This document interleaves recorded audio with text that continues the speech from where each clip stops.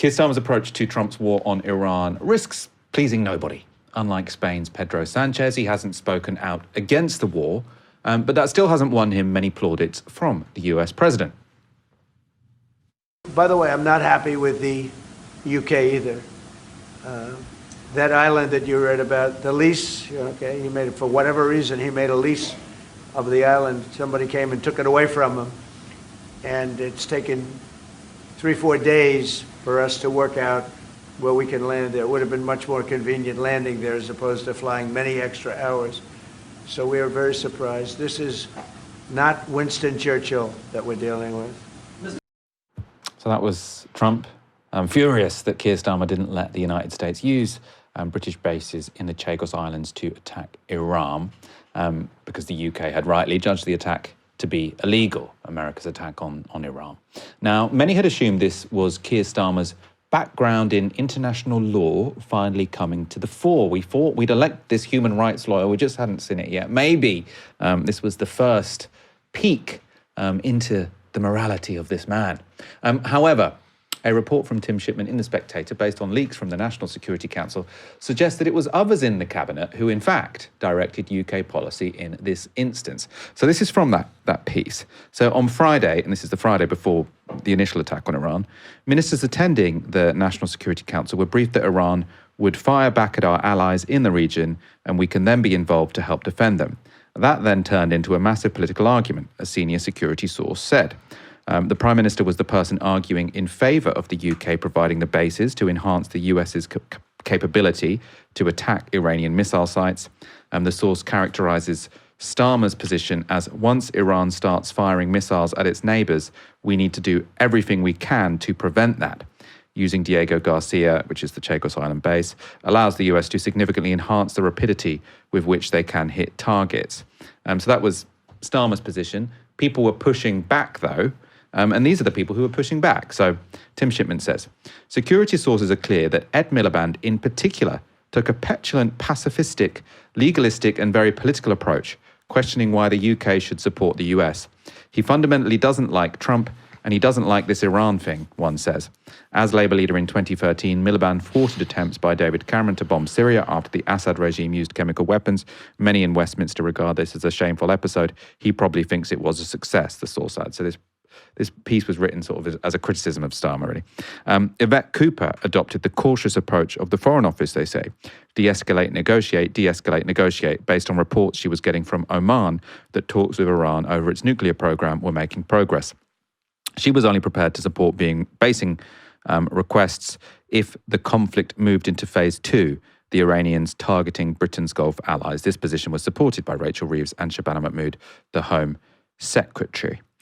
So you have 4 very senior ministers there, including the Home Secretary, Chancellor, Foreign Secretary, talking Starmer back from offering the US support from the get-go.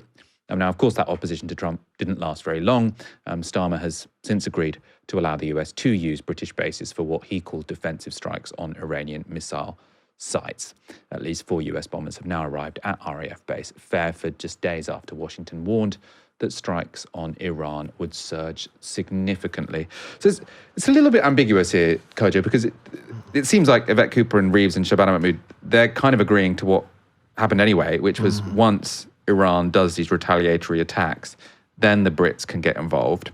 Though, I mean, that's also, if you're saying to the Americans, well, if you attack Iran and then they respond, then we'll get involved. Well, obviously, the Iran was going to respond. Of course. So is it meaningful? I mean, it doesn't seem that substantial. And like you say, eventually what was being discussed is well panned out. But I think it's interesting that within the cabinet, there seems to be some division on how easily the Labour government should, agree to Trump's requests. And I think that division might speak to a further division in the government that might manifest itself over the coming months. Yeah, because also, I mean, it sounds like Ed Miliband was saying we actively want to stand up against Donald Trump. Why, everyone in the country hates us. They also hate Donald Trump. Why don't we take advantage disagree with him? That would maybe make sense. As we've seen, Starmer's initial decision to refuse the Americans' use of our bases, British bases, drew the wrath of Donald Trump. Someone else unimpressed, and was apparently Tony Blair. Who would have guessed? Speaking at a private Jewish news event last Friday, Blair told an audience that the UK should have backed Trump from the beginning in Iran. So the Independent reports that Tony Blair said this at the event. I am not saying anything that I haven't already said to the government.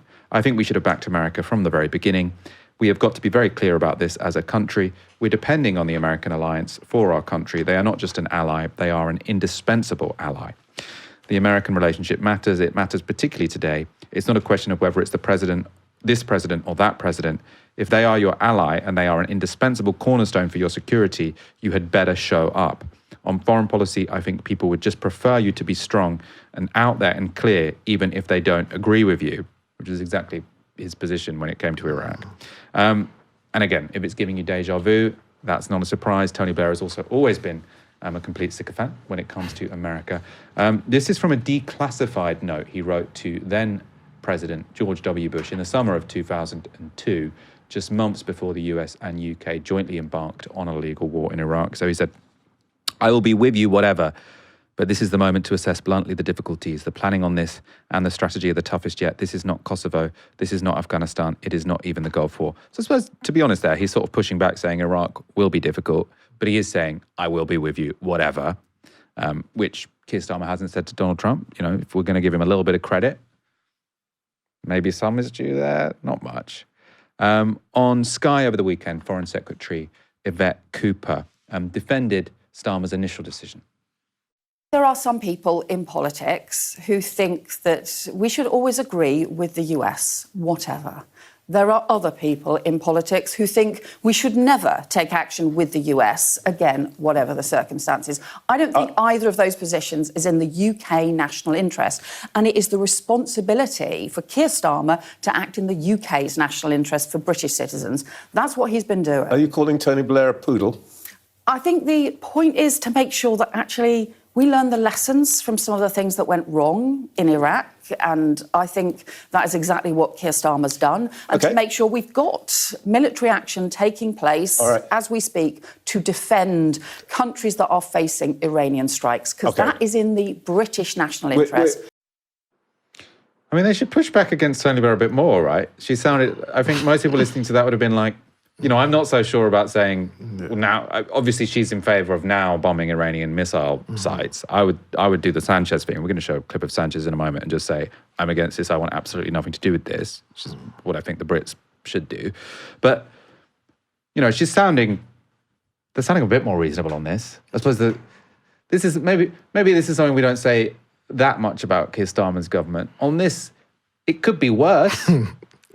I mean, I think that just shows how far Blair drifted away from, you know, his initial promise of being, you know, this kind of third-way Labour politician when he first, you know, won that overwhelming landslide in 1997. I mean, his statement around the bombing of Iran, I mean, talk about, you know, the turd just refuses to be flushed away.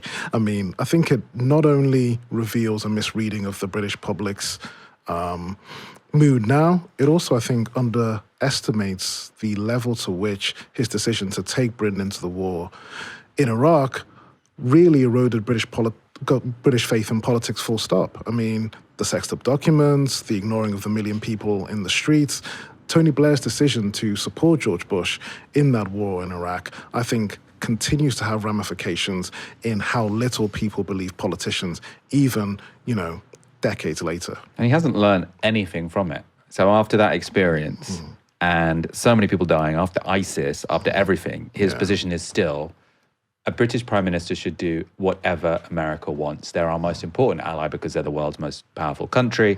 And therefore, if America says jump, a British Prime Minister should say how high. That's basically his message, which I suppose is why he's desperate to be on Trump's board of peace.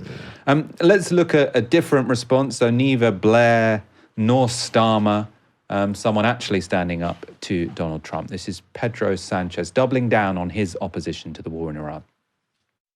Well, certainly, from the perspective of Spain, the military escalation in the Middle East is a real threat, not only for global peace, which by itself would be sufficient, but also for the prosperity of businesses, of families, of the households of our countries, due to the evident rise in the cost of living that they will suffer.